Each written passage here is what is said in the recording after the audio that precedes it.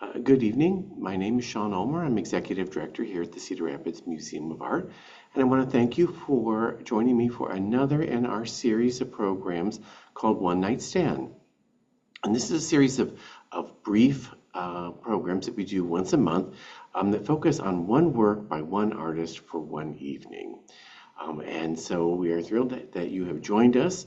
And tonight, we're going to be looking at a very interesting work that is currently on view in our Beyond the Prairie exhibition here at the Cedar Rapids Museum of Art. If you've not been to the museum or haven't been lately, Beyond the Prairie exhibition is a one-gallery exhibition that is positioned between galleries that are dedicated to the work of Grant Wood and a gallery that's dedicated to the work of Marvin Cohn.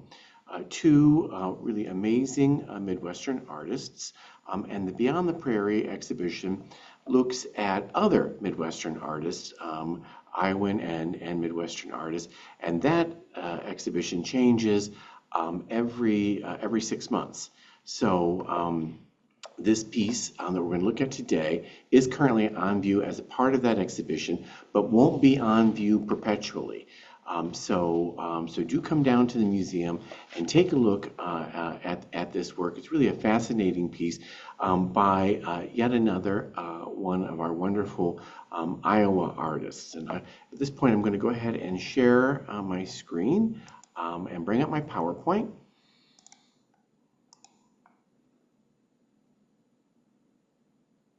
Okay, it says you can all see it now, so we'll go ahead and start the PowerPoint from the beginning. So again, thank you for joining me this evening. Tonight we're going to look at Chris Vance's work called Big Top, which dates from 2017. And here is that piece. As I mentioned, it is on view in our Beyond the Prairie exhibition. And it certainly is a work that fits that title very well. It does certainly go well beyond the prairie. This is a completely different work than one might find in the adjacent galleries dedicated to the work of Marvin Cohn and Grant Wood. But it is another Midwestern artist's vision of their environment. Here, Chris Vance is a Bondurant, Iowa artist, which is a little outside of Des Moines, Iowa. And he created this work in 2017, which is the year in which we purchased the work from him and added it to our collection. Here is a much better view of it, a larger view on your screen of it. You can see that it is filled with a host of unusual and somewhat amazing characters, which are a creation of the artist's own imagination. It does have a great deal of movement to it, kind of progressing from left to right, where you see a series of individuals kind of being blasted out of a cannon and heading for this kind of floating black hole under the big top. So I have some details to share with you. Here, really, it's a really fascinating mixed media on panel piece. Here you see the character who's igniting the cannon and one of the characters being blown out of the cannon, and along with a few other sort of the most humanoid of characters, if you will, progressing across the surface into this kind of black hole, this floating black hole that you see to the right hand of the composition, which possesses its own little set of eyes as well. You can see this all occurs underneath the big top, which is this kind of sketchy form that sort of covers the whole scene and some other rather unusual characters. And you can see that it is painted directly onto a wood panel. The artist is careful to let that material show through, especially in the lower portion of the composition. And here's the artist himself, Chris Vance. And I wanted to share with you off the top a quote that I found by him when I was doing research to prepare for this presentation. He said, "I have 4 kids, and I've been influenced by skateboards since I was a kid, plus graffiti, cartoons, and the whole Ren and Stimpy type culture. Cartoon characters that aren't really Tom and Jerry, but they're a little darker than that, I guess. And I've always been inspired by the way my kids draw things. Kind of sketchy, but there's an interesting line quality that happens when they're not really aware of making it perfect. All those things kind of intrigue me. All those things kind of crammed into my head and spit back out." And it's a wonderful quote because it does give you some view into the kinds of things that inspire the artist, but it's hardly kind of the full picture of what the artist is and how he got to be where he is today. And so I reached out to Chris and asked if he had a bio, a resume that he could share with me that I could then share with you. And he was exceptionally generous in suggesting that we have a little chat on the phone. And so for about 35 minutes, we talked, and he kind of gave me a nice sort of overview of his career, which I think is a fascinating trajectory.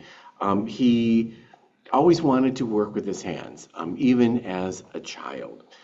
He had taken some classes at the Des Moines Art Center when he was a child. And so when he thought about what he would do when he grew up, he decided he wanted to be an architect because he loved draftsmanship. He loved the line quality and the expertise with line that you needed in order to be an architect.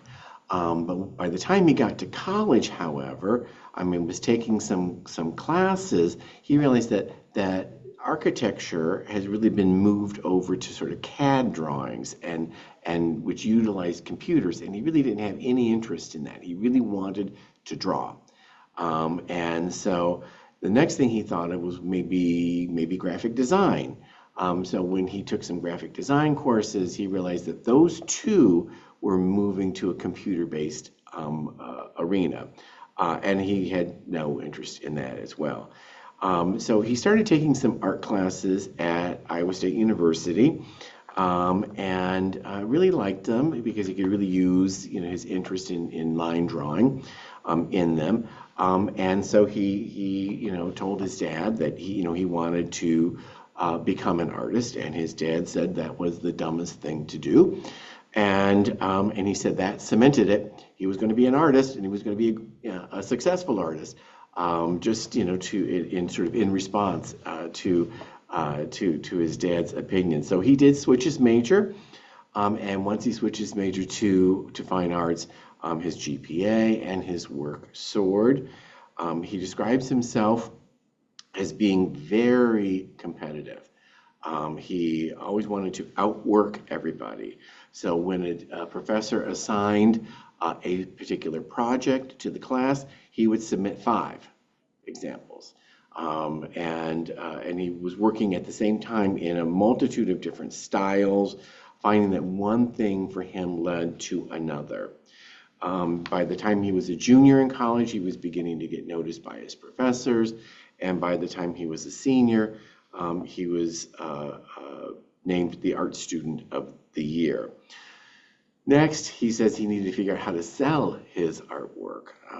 The first sale of his work was to his parents' financial advisor, and he admits that he probably undersold his work to him, but he needed to find a way to sell his work. And so he actually co-formed with a few other artists an organization or a group called the Vanquishers. They met monthly, they did critiques on each other's work, and they held group shows. And that kind of led to being picked up by a gallery called the Art House Gallery. And he also frequented art fairs, were very important to him. And it was at one of those art fairs that he met Jim Oakes, artist Jim Oakes, at the Des Moines Art Festival. And that was very influential on him. And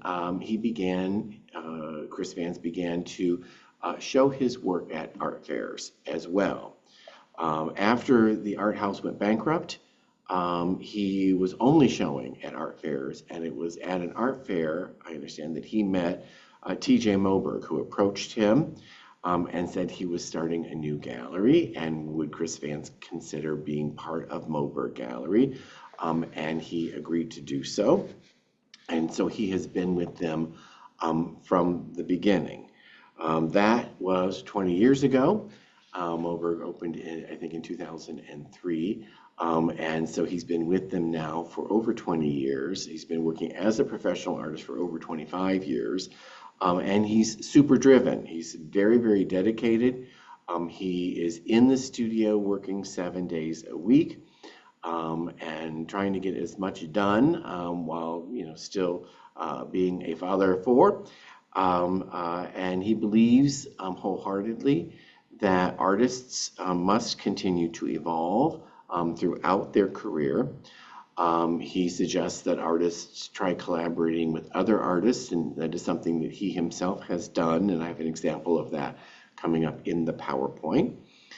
He enjoys collaborating with other artists because it gives him a level of uncomfortableness that he likes, that he appreciates, and it kind of pushes him to the edge of what he's comfortable with. He enjoys exploring. He's been investigating more recently collage work, as well as new color palettes and new themes throughout his career. And yet, he was careful to point out that he hasn't had a solo museum exhibition yet. Probably a little hint there for me. But he continues to show, despite his success, his very successful shows at Moberg Gallery, he continues to show at art fairs of all sizes. And he enjoys that because he gets to interact directly with people, people who sometimes buy his work, but sometimes they don't. He said that he just gets to meet so many interesting people, and he gets amazing random ideas from these people. And so it's kind of been a source of inspiration for him. So he continues to do art fairs, even though he's been working professionally as an artist for over 25 years.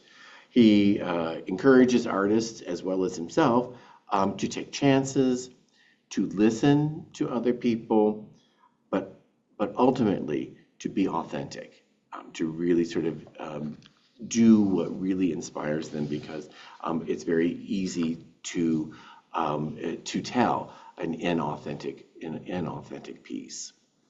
And I want to share with you some other works which provide a nice, I think, context for our piece, Big Top.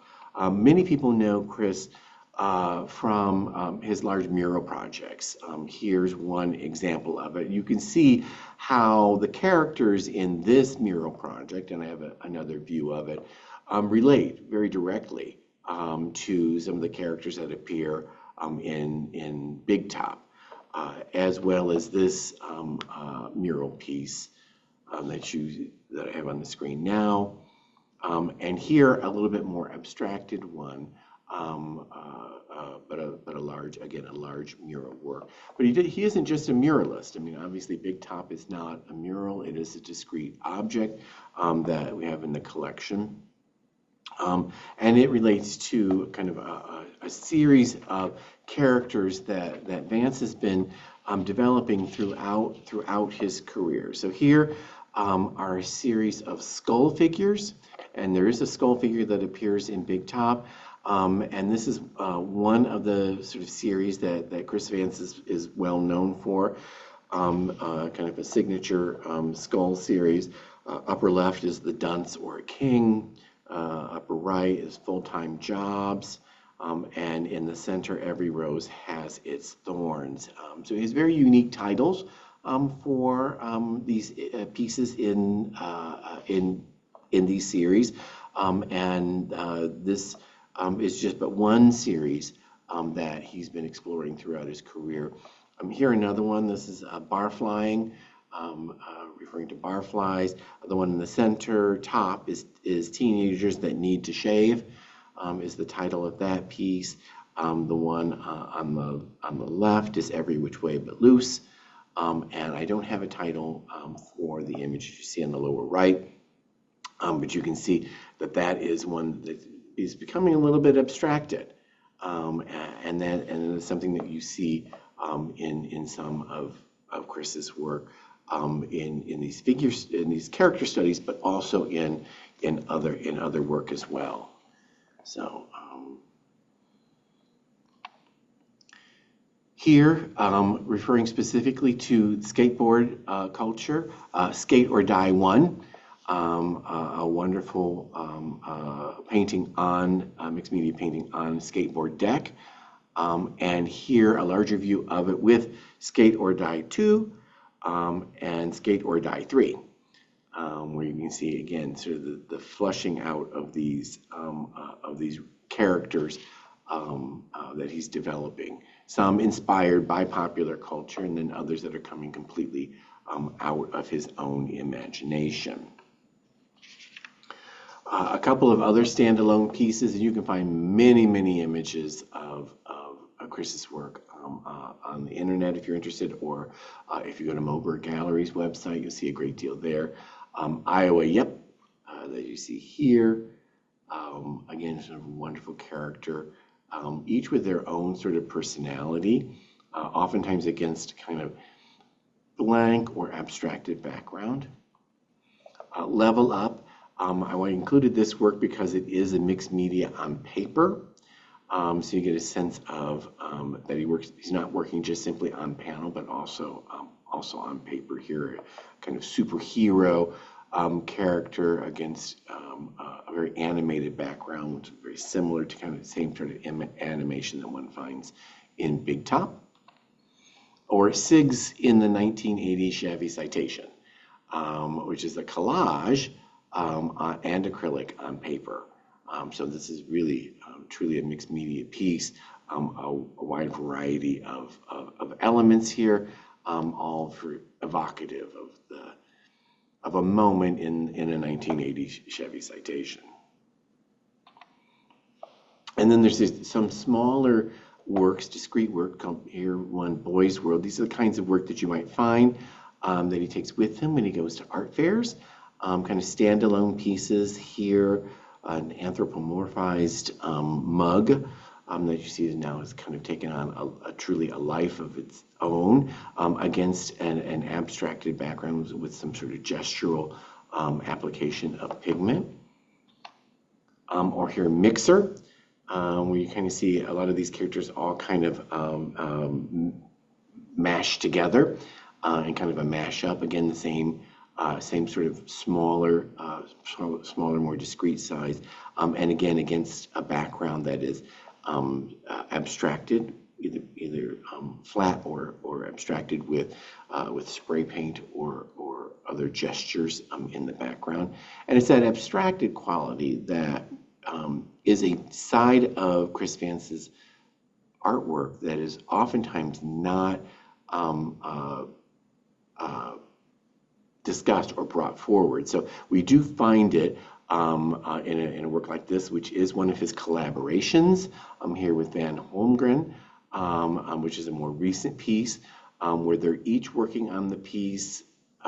One works on it and then hands it over to the other one to work on. So you have to deal with what the other artist has left you. But again, Chris Vance finds that very, very exciting and challenging. And you can see it becomes a little bit more abstracted and fragmented, or in a work like this, Spring, which is acrylic on panel, again, where it's really, you see that great sense of gesture. There's still form there, but they're not recognizable forms. There are elements there that are sort of an completely abstracted nature, but you can kind of piece them together visually and create your own form out of it. And he really, really takes that off. So while people know him best for these wonderful little characters that he creates that oftentimes appear and reappear in various works. He does have this whole other side of his career that really does focus on abstraction, on investigating different color palettes. Here, a rather large scale, 42 by 54 piece, more akin to the scale of our big top piece, or here even larger, a 40 by 80 inch work called Trusted, in which he's really, it has that same sense of movement and energy that you find in Big Top, but in a completely abstracted form. Here, with a bit more structure, but equally abstracted, is Another Door Opens. And you can see here it's a bit more geometricized and rectilinear. And again, a really fascinating color palette. In many ways, same colors you oftentimes find in some of his works where he's using some of his invented characters, but here completely abstracted. Or To a Pawn, a large acrylic on panel, well, not large, excuse me, a smaller acrylic on panel where he's taking that same sense of abstraction, but reducing its scale. And here, Roll Bounce Modular. This is a mixed media on 9 panels. I think you can see there's 9 16 by 16 inch panels that have been placed together, creating an overall composition of 4 by 4 feet. And it is very much kind of the sense of folded paper and how, you know, sort of this, how it sort of creates this route across the composition. This sense of geometricized abstraction, you know, also finds a place in something like this, Dance Off in the early 90s. Again, a work on paper piece of a smaller scale, but you can see again about how these different elements all fit together. And then he's also at the same time creating this new series looking at plant forms. So taking some of these same sort of interests in sort of odd characters and forms, and his interest in abstraction, and kind of melding the two of them together in a composition such as Talking Loud, which is this kind of floriform, round, 5-foot round composition, acrylic on canvas. And here, another example of his newish interest in looking at plants, as you see in this acrylic on paper, Cactus Jack Lawson, again, sort of a simplified form, much in the way that he simplifies the human or other forms that he uses, and again, sort of melded with this geometric background, and in this case, tabletop as well. And so when you go to an exhibition of his work, like this at Moberg, you might see, you'll see all of these things because they all exist at the same time and they all inform each other. So in this view, you see some of the more completely abstracted works, the rectilinear one on the left, and you see a wonderful sort of plant composition in dead center. And then to the right, you see the kind of characters that I've been showing you earlier in the presentation, and they all peacefully coexist. They're all interests of the artist that he's investigating simultaneously in his work. I'll show a couple of other examples of that where you have the abstracted compositions with some of the other compositions of his imagined characters for which he is perhaps better known. Here, a wonderful wall of his investigation on the abstract side of things. And then here, another installation view. These are all different exhibitions that he's having at Moberg Gallery. So they're not all one exhibition, but they're from different exhibitions for the last maybe 10 years. So that kind of brings us back to our piece, Big Top, where you don't see so much of his interest in the geometricized compositions, but you can see how those compositions relate to this, where he has created this wonderful kind of imagined narrative of these characters flying through space, kind of a typical traditional sort of shooting an individual out of a cannon under a big top, takes on a whole new life, a whole new angle, a whole new view in the hands of an artist such as Chris Vance. We're thrilled that we acquired this work basically fresh off the easel right after he made it in 2017. And we have put it on view multiple times since acquiring the work. And as I mentioned, it is currently on view for you to enjoy in our Beyond the Prairie exhibition. So with that, I'm going to go ahead and stop sharing and see if anyone has any questions that I might be able to answer. Just go ahead and unmute yourself if you'd like to ask a question, or if not, if you want to put one in the chat, I can check there as well. Any questions? And any comments? I'll take comments too.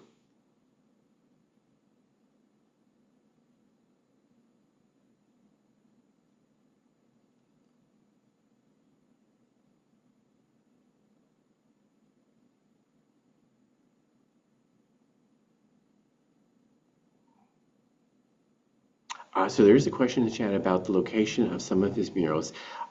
Yes, he does have, I think most of them are in the Des Moines area. I was not able to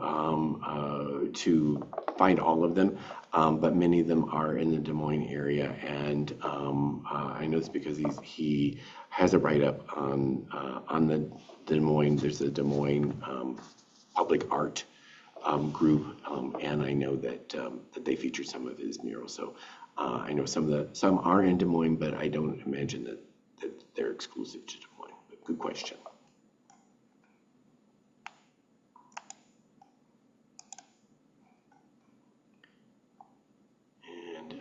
And I got a comment from someone thanking me for including some of his non-representational work, which I was very, very happy to do that because, as I said, he's particularly well known for his characters, and one side of his work that people really don't know as well, I don't believe, unless you are regularly attending his exhibitions at Moberg, are his abstracted work. Now, he does include those when he goes to art fairs. He does bring those along and shows those as well. And it's fascinating to see them in conjunction with the works where he has the figures as well, because there's an interesting dialogue that develops between the two of them when you can see them sort of in close proximity to one another, which is why I wanted to include some of the images of his gallery installations, because you could see how these works relate to each other.